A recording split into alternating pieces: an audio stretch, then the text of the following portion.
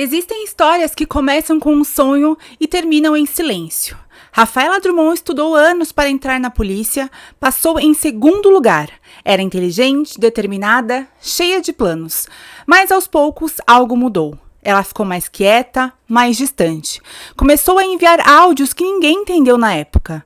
Até que em uma noite comum, um disparo dentro de um quarto mudou tudo.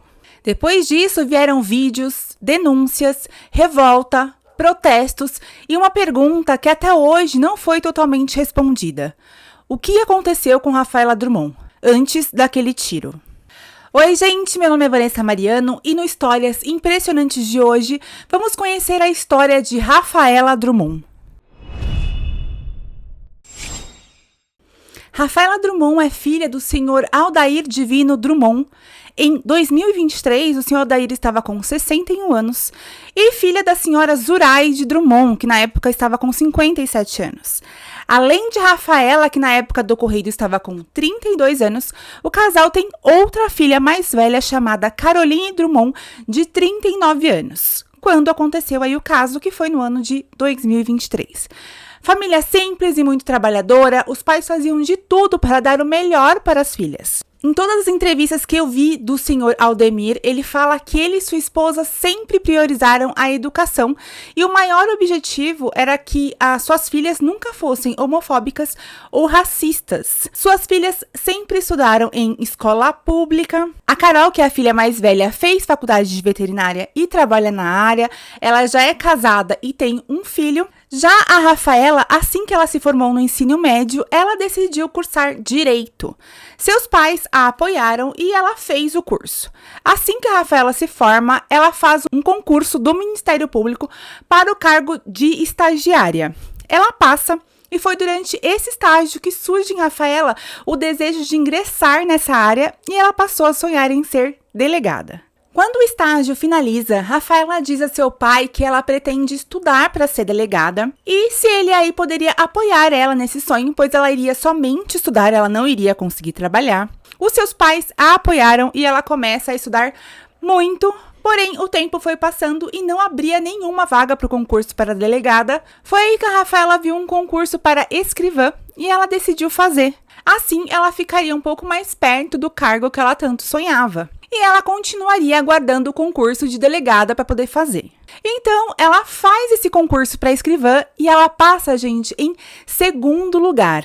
Imagina você passar em segundo lugar em um concurso tão concorrido. Realmente, a Rafaela, ela era uma menina muito inteligente e muito dedicada. Após ela se formar na Acadepol, que é a Academia de Polícia Civil, Rafaela assume seu cargo de escrivã em uma delegacia de Carandaí, em Minas Gerais. Ela se muda para essa cidade, onde ela passa a morar sozinha em um apartamento, mas sempre que ela podia, ela ia passar os finais de semana com a família na cidade que eles moravam, que era Antônio Carlos, também em Minas Gerais. Tudo ia muito bem com a Rafaela, trabalhando, estudando. Porém, segundo seu pai, a partir de janeiro de 2023, ele começou a notar aí mudanças no comportamento da Rafaela. Com isso, ele pergunta para sua esposa se ela sabe de alguma coisa. A sua esposa não sabia de nada, mas ela também fica preocupada e decide conversar com a Rafaela. A Rafaela diz estar muito focada nos estudos, por isso que ela andava assim um pouco mais quieta, calada,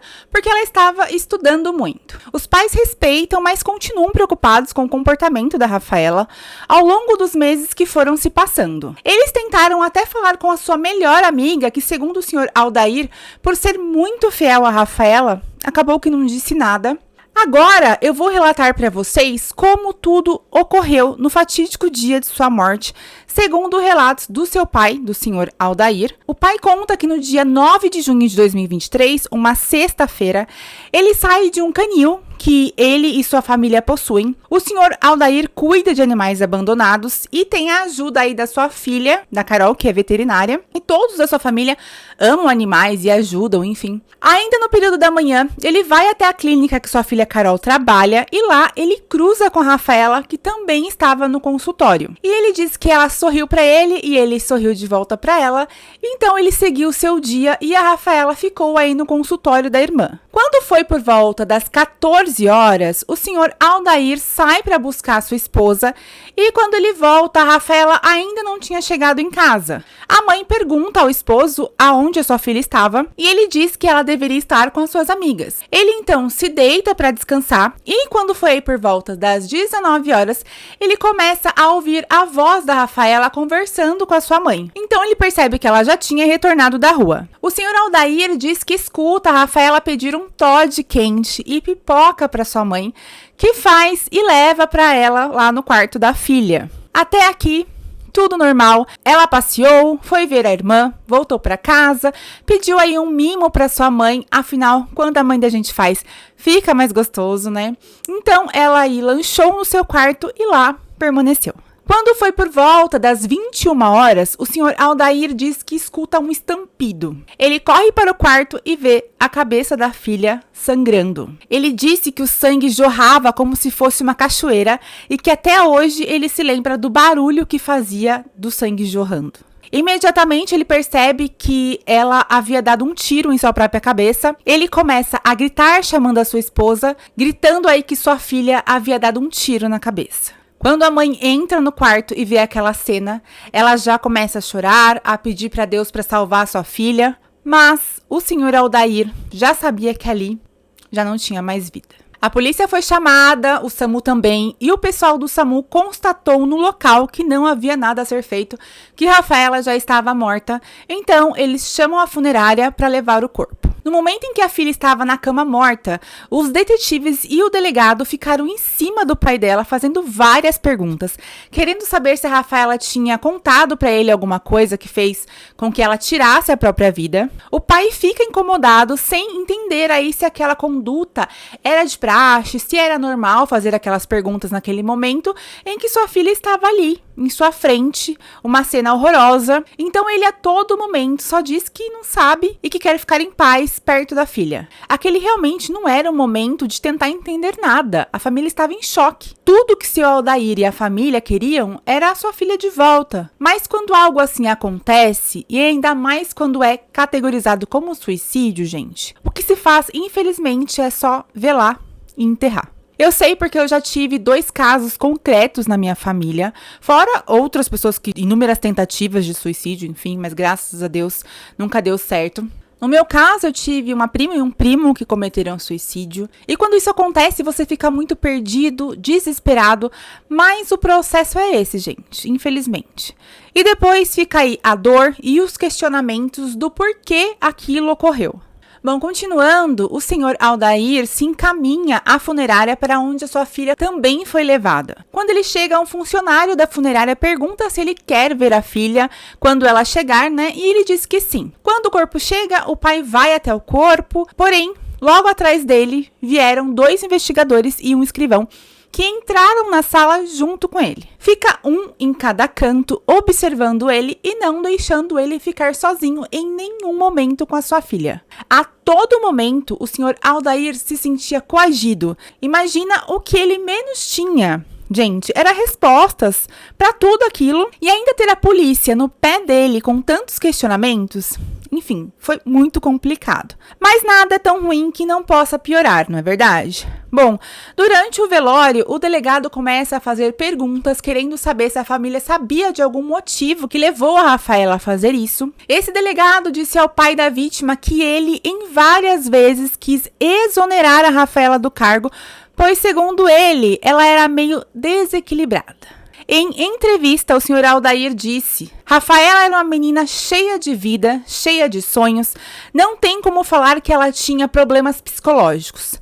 Mas nas falas deles, eles iriam criar a teoria que a Rafaela era uma pessoa desequilibrada, mas como uma pessoa desequilibrada, passa em uma prova concorridíssima em segundo lugar. Passa em todos os testes, incluindo o teste psicológico. Como então ela seria uma pessoa desequilibrada? Ela não era uma pessoa desequilibrada, ela era uma pessoa perseguida. O senhor Aldair orava a Deus pedindo para que ele revelasse aí o porquê da sua filha ter feito aquilo, o que tinha acontecido, o que levou ela a fazer aquilo. Ela não deixou nada, nenhuma carta de despedida. Foi aí que Deus ouviu as orações do senhor Aldair e ele conseguiu começar a entender o porquê da filha ter feito aquilo. Começou a circular nas redes sociais um vídeo onde a Rafaela, gente, ela era ofendida e ameaçada dentro de uma delegacia. Nas imagens, um homem chamado Celso Trindade de Andrade,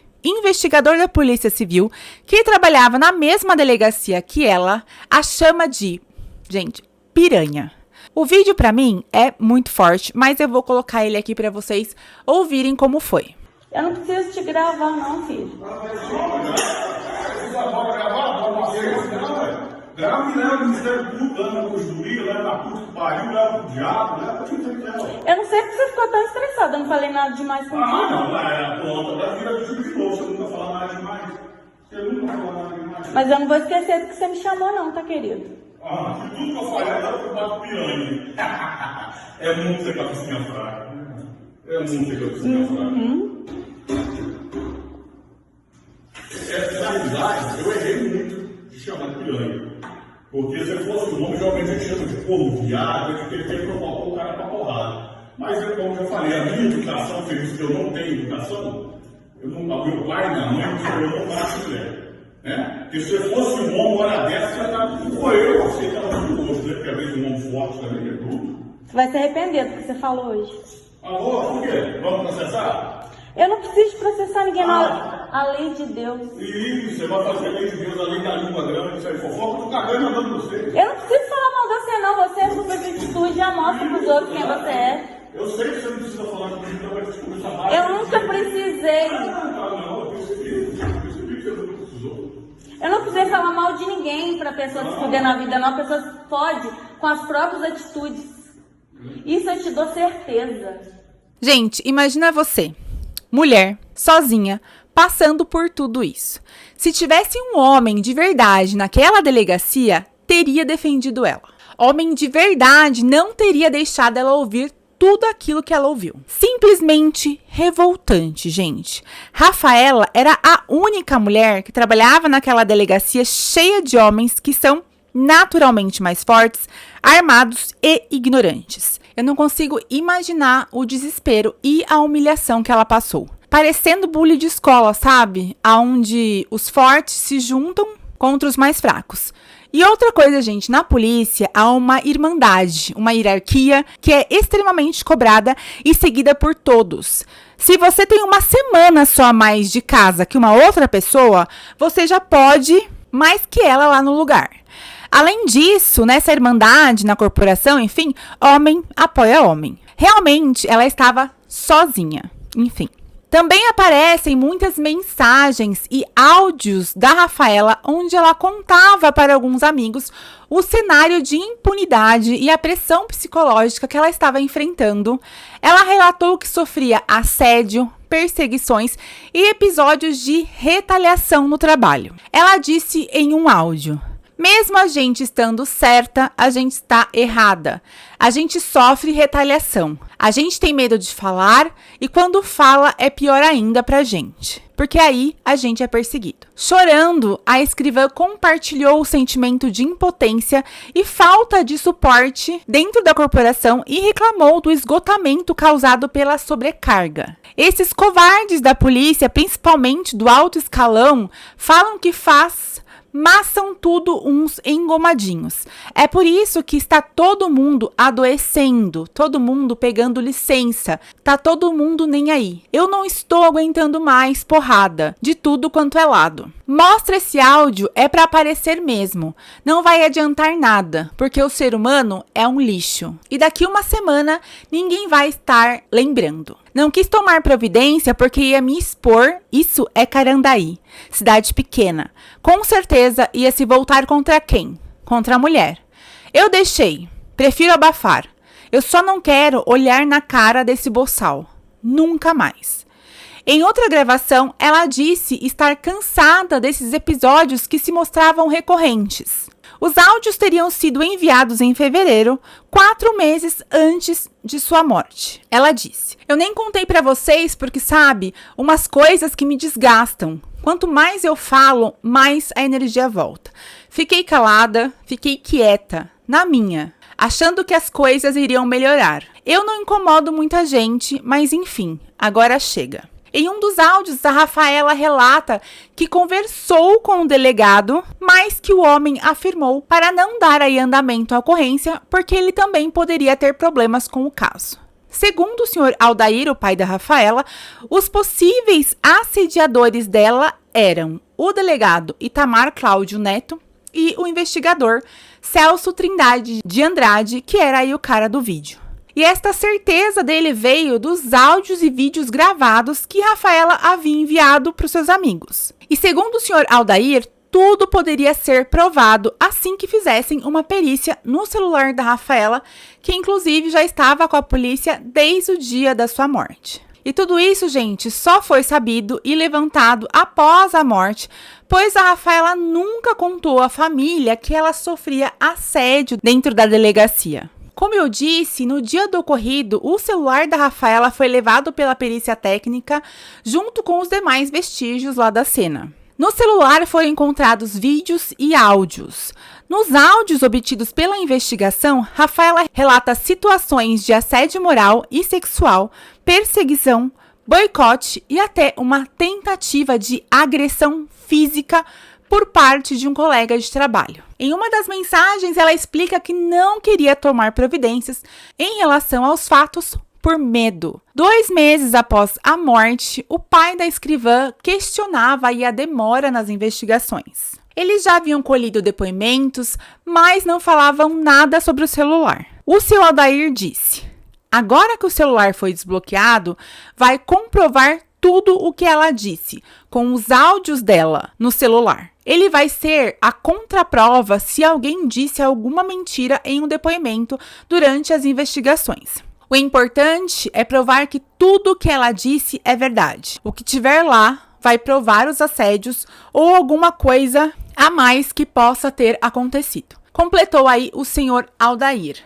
Bom, gente, as investigações estavam sendo feitas e o seu Aldair em cima deles querendo justiça. Em uma entrevista que ele deu para o Beto Ribeiro, ele disse que tudo era muito difícil, pois a sua família não tinha condições para pagar advogados. A família, gente, estava desesperada, pois o caso estava sendo investigado pela própria polícia que cometeu os atos contra ela, ou ao menos que não a ajudou em nenhum momento. Ele acreditava que eles não fariam uma investigação imparcial. Então ele clama para que o promotor Rodrigo Passosa, da cidade de Carandaí, não fosse o promotor do caso, justamente por medo de não ocorrer aí esta imparcialidade. Eles pediam para que o caso fosse enviado para Belo Horizonte e queria que o celular da vítima fosse para o Ministério Público e que não ficasse lá na corregedoria, temendo aí alguma manipulação com os dados do aparelho. O senhor Aldair conta que um dia ele foi até a promotoria para entender um pouco mais do caso, junto aí com o vice-presidente do Sindicato dos Escrivães e a advogada do sindicato. Ele vai então com essas duas pessoas. Chegando lá, ele faz vários questionamentos, desesperado, querendo entender o que eles estavam fazendo para descobrir o que levou a filha dele a cometer aquele ato. Foi aí que o promotor, gente, vira para o senhor Aldair e diz que ele tinha que deixar a filha dele sossegada, deixar ela descansar em paz, que ele estava fazendo muito barulho. Gente, como isso não mexe com o psicológico de um pai? Você quer justiça por sua filha, quer entender o que houve para ela fazer aquilo contra si, e o cara manda ele deixar a filha dele descansar. Eu, no lugar dele, ficaria muito pensativa se fosse a minha filha, porque ouvindo aquilo, eu ia pensar, tipo, nossa, mas será que o que eu estou fazendo realmente seria a vontade dela? Será que realmente eu não estou deixando ela descansar? Mas, gente, o seu Aldair já havia entendido qual era o propósito dele, pois, segundo ele, Deus revelou tudo aquilo para que ele fizesse algo não só por Rafaela, mas para que isso também não acontecesse nunca mais com mulher nenhuma. Então ele foi para a mídia sim, fez protestos, tudo que ele tinha era sua voz e ele a usou.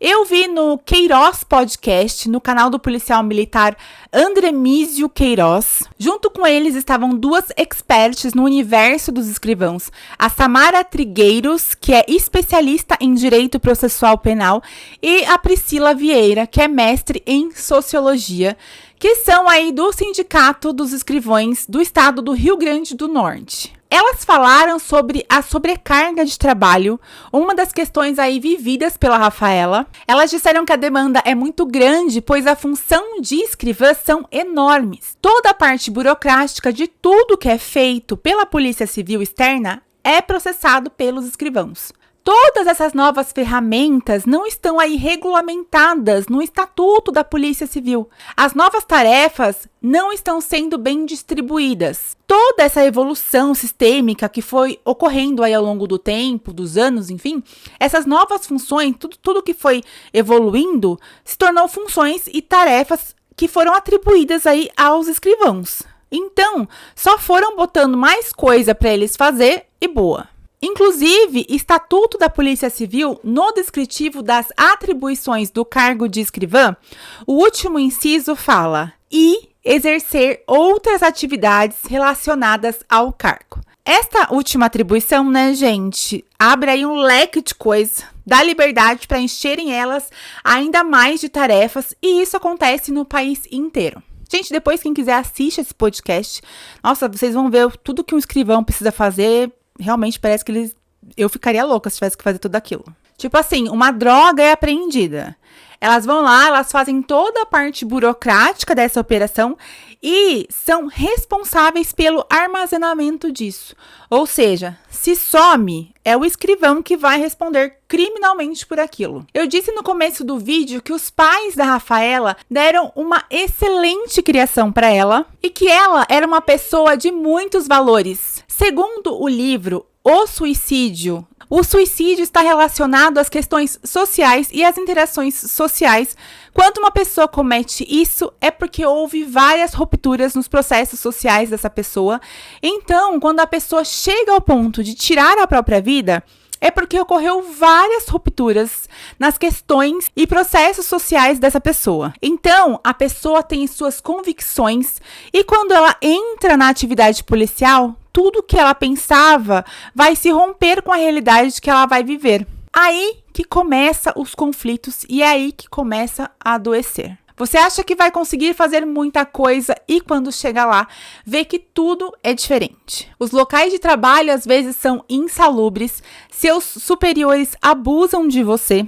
Então, suas convicções sociais e pessoais se chocam aí com a realidade. Segundo o Sindicato de Minas Gerais, só até o meio do ano de 2023, 4 escrivões tiraram a própria vida. É escrivões ou escrivães, gente? Como que é o plural de escrivão? Não sei. Continuando.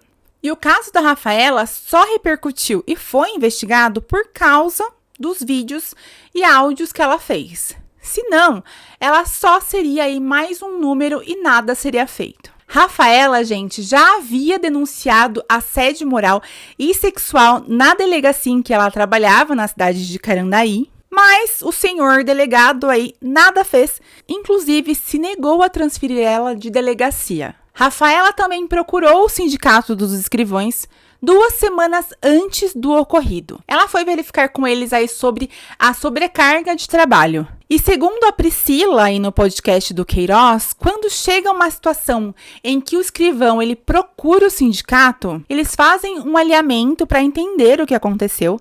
A partir disso, eles vão ver juntos o que pode ser feito, se o escrivão vai querer denunciar, se ele vai precisar de tratamento psicológico, se ele quer pedir um afastamento ou até se ele quer ser transferido de delegacia. Cabia denúncia no âmbito administrativo na corregedoria, pois ele era o superior dela, e no âmbito criminal.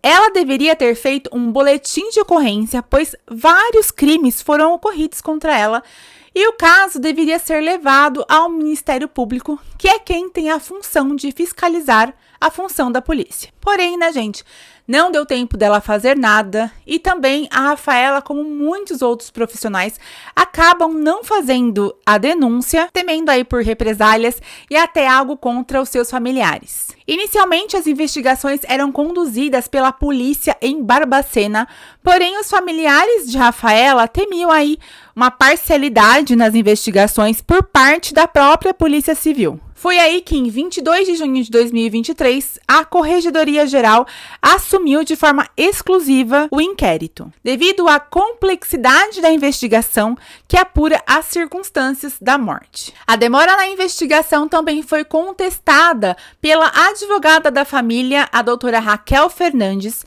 e quando a advogada pega o inquérito, a portaria, gente, está como investigação de instigação ao suicídio. Ali, a advogada já viu que era um plano para que todos se safassem. A investigação iria para um caminho como se alguém tivesse instigado ela a tirar a própria vida. Então, eles queriam que a acusação fosse sobre isso, sobre o crime de instigar o suicídio, pois assim eles não teriam provas que eles fizeram isso, porque não foi isso que eles fizeram. Entende? Na verdade, toda a pressão, insultos, cobranças e maldades feitas por eles que levaram ela a ficar na situação que ela ficou, terminando aí da forma como terminou. Segundo a advogada, os atos de assédios e violência psicológicas cometidos contra a Rafaela não poderiam ser considerados como uma instigação ao suicídio. Logo, o processo não daria em nada. Para chegar no relatório final e falar que não tem nada, que o que ocorreu é um suicídio. É tudo muito articulado. Eles querem que a gente toque na instigação ao suicídio. Temos que frisar nas provas que já temos. Nós não responsabilizamos o delegado e o investigador pelo suicídio. Queremos que se apure assédio moral e sexual. O suicídio pode ocorrer por transtorno mental, problemas sentimentais, amorosos e financeiros, uso de drogas e álcool, bullying, mas o bullying está mais aí ligado à escola, está mais restrito a isso. Já em ambiente de trabalho, eles categorizam como assédio moral ou sexual. E também pessoas aí que recebem o diagnóstico de uma doença terminal. Então, aonde se encaixa o caso da Rafaela? Se encaixa em assédio moral ou assédio sexual e violência psicológica. Ela fala que é isso que deve ser apurado e que já existem provas suficientes da autoria desses crimes que a Rafaela foi vítima. Mas quem aí são os investigados? A família de Rafaela atribui os assédios sofridos pela vítima ao delegado Itamar Cláudio Neto e ao investigador Celso Trindade de Andrade. Eles foram indiciados por condescendência criminosa e injúria, respectivamente. A polícia disse que uma sindicância administrativa tramita na Corregedoria Federal da Polícia Civil com o objetivo de apurar possíveis infrações disciplinares por parte de seus servidores. Nos materiais deixados, entretanto, a escrivã não citou o nome deles. Em um dos áudios, ela disse ter dado conhecimento dos assédios ao delegado, que teria a desencorajado de denunciar. Itamar era o único delegado de Carandaí. O delegado, que na época era o superior da servidora na delegacia do município, foi indiciado. Ele foi acusado pelo crime de condescendência criminosa, isso é, quando o chefe de uma repartição pública deixa de aplicar a punição legal para a infração de um funcionário ou não leve aí a questão a conhecimento da autoridade competente. O Sindicato dos Escrivões da Polícia Civil de Minas Gerais afirma que a escrivã já havia aí denunciado assédio moral e sexual no trabalho, além de pressão e sobrecarga. Com isso, o sindicato realizou um protesto de 6 horas de silêncio no dia 15 de junho de 2023, em prol aí da causa, da Rafaela. Em 23 de junho de 2023, o delegado e o investigador foram transferidos para a cidade de Conselheiro Lafayette, que fica aí a 10 minutos de onde eles trabalhavam. Em 29 de junho de 2023, eles prestaram depoimento sobre o caso e em 12 de junho de 2023, eles foram novamente transferidos de unidade. O delegado Itamar foi para Belo Vale e o investigador Celso para Congonhas. Isso porque lá na delegacia de Conselheiro Lafayette trabalhava a maior testemunha do caso. Então, foi solicitado aí a transferência deles por medo de acontecer algo com essa testemunha. Em 18 de julho de 2023, o investigador Celso Trindade de Andrade pede um afastamento em decorrência do caso. Enfim, aí ele pede aí um afastamento, acho que ele não estava muito bem com tudo o que estava acontecendo, enfim. O mais importante é que a defesa do investigador admite sim ser ele quem ofende a Rafaela naquele vídeo que eu mostrei para vocês. Em 9 de agosto de 2023, a Polícia Civil iniciou a perícia no celular da Rafaela, onde estavam aí armazenados depoimentos em texto, áudio e vídeo sobre o caso. Em meio a tudo isso, a defesa do delegado Itamar Cláudio Neto se manifestou em uma nota enviada à imprensa. Segundo essa nota, o delegado aguardou o término das investigações conduzidas pela Subcorregedoria da Polícia Civil, que resultaram em um inquérito de quase 800 páginas. A defesa afirma que não foram encontrados indícios de indução, instigação ou auxílio ao suicídio por parte do delegado, nem comprovação de assédio moral ou sexual. Houve indiciamento por condescendência criminosa relacionado à ausência de providências administrativas diante de um episódio envolvendo servidores, fato que será contestado judicialmente. O inquérito também apontou que desentendimentos anteriores não tiveram relação com o autoextermínio. A defesa informou que aguarda o posicionamento do Ministério Público e da Justiça, além de considerar medidas legais contra as acusações consideradas infundadas. As dezenas de provas acostadas aos autos durante as investigações policiais deverão, após a quebra do sigilo e autorizadas pela Justiça, ser reveladas à sociedade, para que a imprensa e a opinião pública façam seu juízo de valor sobre os reais motivos que levaram a escrivã ao autoextermínio, relatados pela própria Rafaela em uma carta de despedida destinada à família e amigos, no qual ela deixa claro os seus motivos e aponta os eventuais responsáveis segundo seu julgamento. Em momento algum foi citado o Dr. Itamar ou qualquer evento relacionado ao trabalho como concausa à decisão de tirar a própria vida. Nesse importante momento restarão evidenciados os verdadeiros culpados, se é que eles existem. Revelarão uma pessoa em desequilíbrio emocional e psicológico, com traumas de infância, quadros depressivos, problemas afetivos e familiares. Por fim, a defesa lamentou a morte da escrivã e afirmou confiar que o esclarecimento completo dos fatos ocorreria aí com o andamento dos procedimentos judiciais. Essa nota, gente, obviamente gerou revolta, pois o advogado aí do delegado, o que ele tem que achar alguma coisa, dizendo ele aí que ela tinha desequilíbrio emocional, enfim, até problemas de infância ele disse que a Rafaela tinha. Ele fala também sobre uma carta deixada por Rafaela, mas, gente, eu pesquisei muito, assisti tudo que o pai dela falou, todas as entrevistas que ele deu, eu assisti e não vi ele falando nada sobre uma carta. Eles falam, né, que foi uma carta deixada para a família de uma forma mais íntima, meio que querendo dizer que o conteúdo da carta não seria divulgado, mas eu não vi realmente o senhor Aldair falar alguma coisa. Eu até mandei mensagem para ele no Instagram, pedindo, né, para conversar com ele sobre o caso, mas até o momento de eu gravar esse vídeo, infelizmente não tive nenhum retorno. Se eu tiver, eu faço um vídeo complementar aqui a este vídeo. Eu já tinha feito esse roteiro, gente, em 2023, mas eu queria esperar por uma conclusão, mas por motivos pessoais aí eu não dei andamento aqui no canal e decidi retomar esse roteiro que eu já tinha pronto, né? E quando eu fui ver, né, se tinha realmente ocorrido justiça por ela, infelizmente não aconteceu.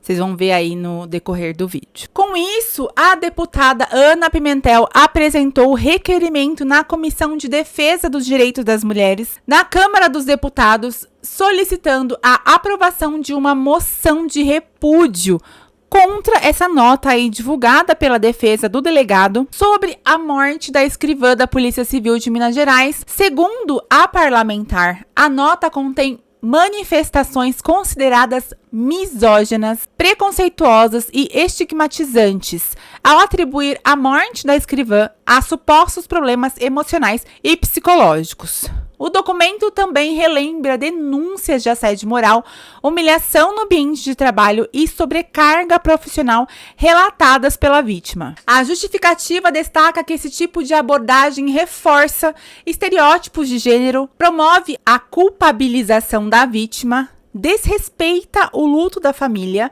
e viola sua privacidade ao mencionar conteúdos de uma carta pessoal. Por fim, a comissão reafirma a importância de combater a revitimização de mulheres, defender a memória da vítima e incentivar o diálogo, a empatia e a conscientização sobre saúde mental e prevenção ao suicídio. Enfim, gente, é muito triste isso, a mulher sempre sendo descredibilizada e claramente eles estavam tentando culpar a vítima. De acordo com o Sindicato dos Escrivães da Polícia Civil de Minas Gerais, a morte de Rafaela escancara um problema presente entre os policiais do país: o adoecimento mental. Além da investigação do caso, o sindicato cobra que as autoridades tomem providências para assegurar acolhimento aos agentes. Segundo eles, os policiais estão adoecendo de forma muito perigosa e o cuidado com a saúde mental de nossos profissionais não tem chamado a atenção das autoridades responsáveis.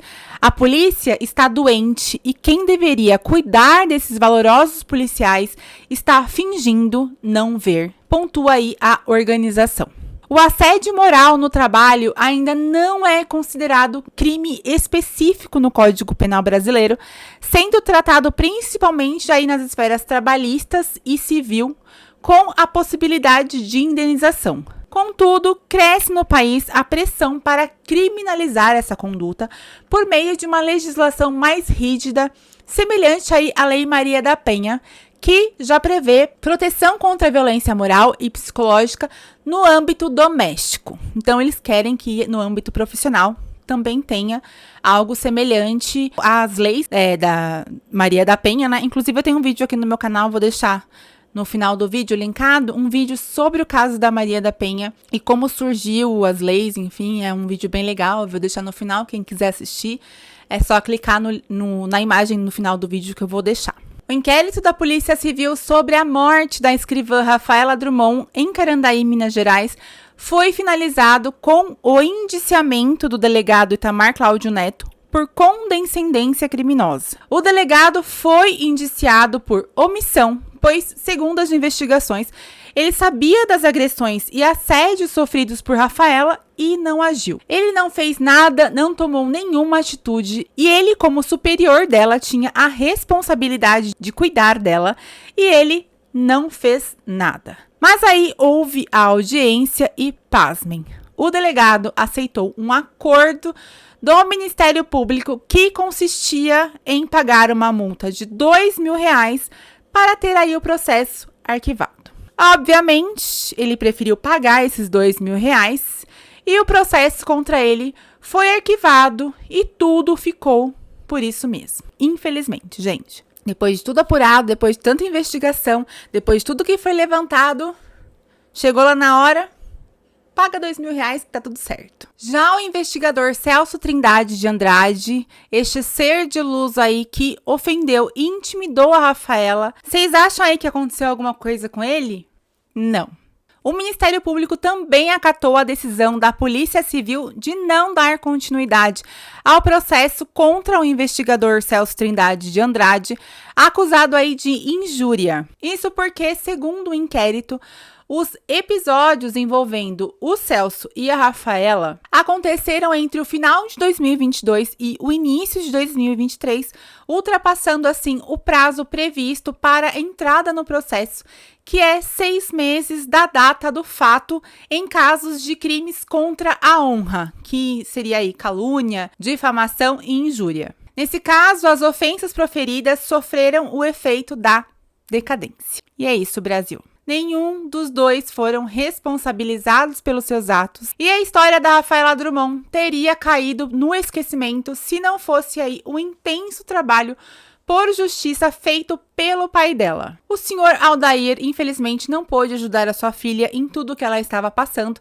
afinal de contas, ele não sabia o que estava acontecendo. A Rafaela até tentou, mas não conseguiu a ajuda daqueles que deveriam ajudar e proteger ela. Então, seu pai, o senhor Aldair, criou um instituto, o Instituto Rafaela Drummond. O objetivo desse instituto, segundo o Sr. Aldair, é abranger todas as pessoas que sofrem qualquer tipo de discriminação, seja de gênero, raça, sexo ou religião, no âmbito aí familiar, no trabalho ou na escola. Quero dar apoio e orientação às pessoas trans, idosos e crianças, a quem estiver no momento precisando de ajuda. E a luta do Sr. Aldair não parou por aí. Ele queria mais. E ele foi atrás de criar uma lei que protegesse os funcionários públicos. Então surgiu a Lei Estadual Rafaela Drummond. Essa lei não cria um estatuto novo, mas sim altera e fortalece regras já existentes no Estatuto dos Funcionários Públicos Civis do Estado. O principal objetivo da lei é combater o assédio moral dentro do serviço público estadual, proteger a saúde mental dos servidores e evitar casos extremos ligados aí ao sofrimento psicológico no trabalho. Infelizmente, essa lei é válida apenas no estado de Minas Gerais, mas é claro que a luta continua para que isso se torne uma lei federal e passe a vigorar aí no Brasil inteiro. A morte de Rafaela Drummond deixou muito aprendizado, lutas, muitas reflexões e um alerta urgente sobre o que pode acontecer quando o silêncio, a pressão e o sofrimento psicológico caminham juntos. E agora, depois de tudo que você ouviu até aqui, eu quero te fazer uma pergunta muito séria. Se fosse a sua filha, a sua irmã ou a sua mãe, você aceitaria esse desfecho? Você aceitaria um acordo, uma transferência, um processo arquivado e seguiria sua vida como se nada tivesse acontecido? Ou você também lutaria até o fim por respostas, por justiça, por verdade? Porque no final, o que mais assusta não é só a morte da Rafaela, é a sensação que tudo pode acontecer e ninguém será responsabilizado. Deixa aqui nos comentários a sua opinião. Você acha que nesse caso houve justiça? Ou você acredita que a história ainda está longe de terminar? Escreve aqui nos comentários que eu quero muito ler a opinião de vocês. Obrigada se você chegou até aqui, gente. Eu sei que foi um vídeo muito longo, mas é porque eu realmente quis trazer a história completa para vocês. Muito obrigada para quem chegou até aqui. Se inscreve no canal, por favor, se você ainda não for inscrito. Ative as notificações para você saber quando eu postar um vídeo novo. E é isso, gente. Essa foi a nossa história impressionante de hoje. Eu espero que vocês tenham gostado da forma como eu contei essa história. E é isso. Um beijo. Tchau.